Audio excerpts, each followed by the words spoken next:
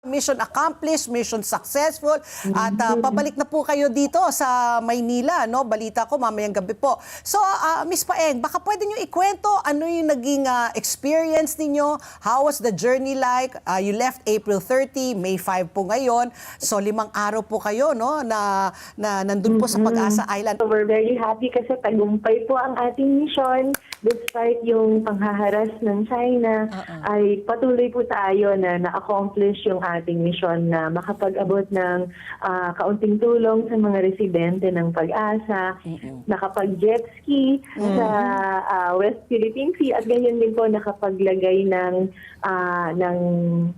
Philippine flag Bandila. sa Sandy Cay o yung tinatawag nating Pag-asa K2.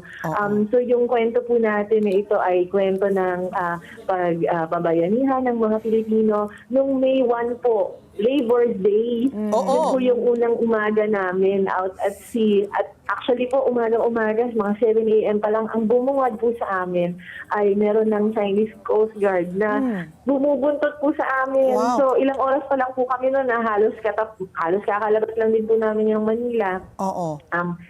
Talagang sinimulan na po kaming samahan. At hanggang ngayon po ata parang kasama pa namin eh. So at least mukhang ini-escort po talaga tayo.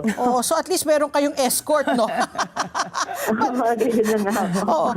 May follow-up question, Miss Paeng, is no? Sabi nyo nga, sinusundan kayo. Was there ever a point na you felt threatened na iba yung binabaybay ka lang parang sinasado kayo. Pero may dumating ba yung punto na natakot na rin po kayo sa inyong kaligtasan, para sa inyong kaligtasan? Sa tingin ko po generally, lalo na po sa pagpaplano ng ating mga kasama sa convening team ng ating ito, talaga pong we made sure na safety yung priority. Kaya po lahat ng contingencies ay nakaayos. Yung China naman po, marami pong pagkakataon na hinaras kami. Banggitin ko lang po yung ilan. At sa tingin ko po, syempre may halo ka ba at may pakiramdam na threat. Pero handa naman po kasi yung volunteers natin. Yung una po, yung Chinese Coast Guard na Shadow, nabanggit ko na po yun. At nag-radio din po sila sa amin na ano bang intensyon namin, bakit nandun kami sa teritoryo nila.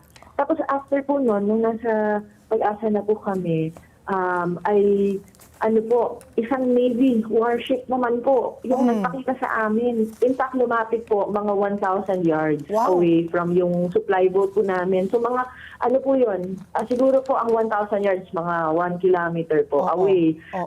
Tapos nag-cross po sa likod ng supply boat natin. Ibig sabihin talagang, hindi siya yung tipo bang nakaparallel. Nag-cross po ng ating supply boat.